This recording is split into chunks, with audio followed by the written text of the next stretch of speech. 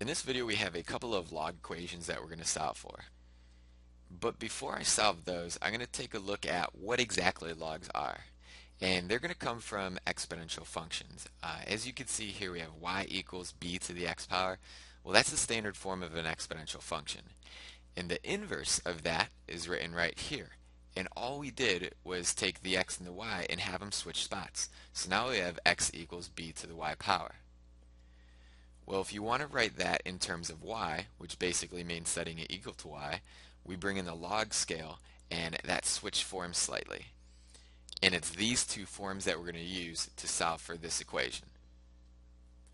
Now, as you can see, the log part of this equation is written by itself, so we need that isolated before we do anything else. So that means we have to get rid of this 5. So to do that, I'm just going to subtract it from the left side and the right side to keep my equation balanced. So now I'm going to have log base 11 of 2x, which equals 2. Now I could switch from this log form to this exponential form. So the first thing I'm going to do is take the little base of my log right here and write it as my big base of the exponential form. So my little base here was 11, so I'm going to go ahead and rewrite that.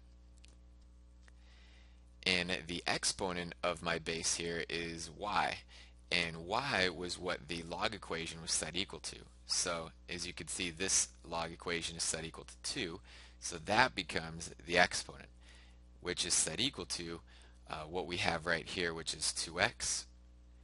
As you can see, what we had in parentheses is what it's set equal to. So basically, another way of writing this is just take your little base, write it as your big base, and then switch the spots of the other two parts. Okay, so now we have 11 squared, which is 121, which equals 2x. To get x by itself, we want to undo the multiplication of 2, so I divide it, divide the left side as well, and my final answer is going to be x equals 121 over 2.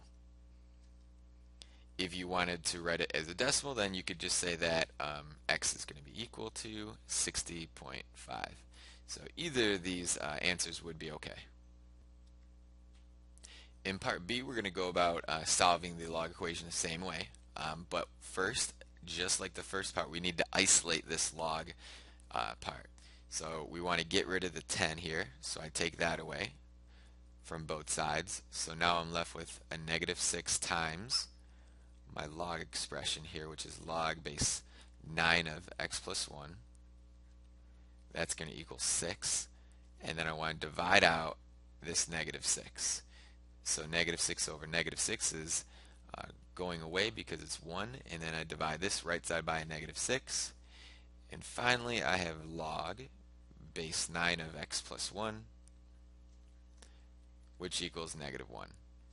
Now we could switch forms, so I'm going to go from this log form to this exponential form.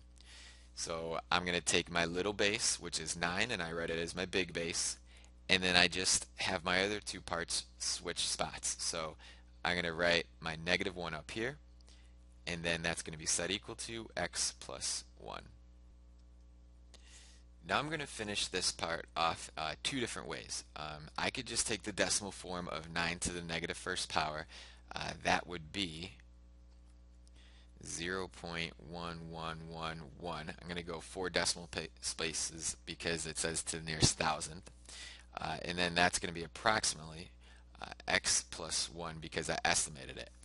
And then I can take away 1 from both sides, and I'll get my approximation for x. That's going to be approximately negative 0.8889. So that's an estimation. That would be okay, I guess. But if you take this part right here and keep it as an exact value, we could write 9 to the negative first power as 1 over 9. To make any exponent the opposite sign, so right here we have a negative 1, we can make it positive 1 by just moving that number to the denominator. So really that's the same thing as 1 over 9.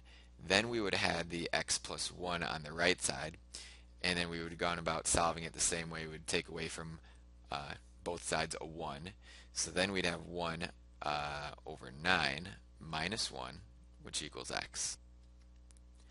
So to be able to do this subtraction with a fraction, I'm just going to rewrite that as a 1 over 9 again, but minus, instead of doing 1, I'm going to do 9 over 9, which is, of course, just 1, which equals x.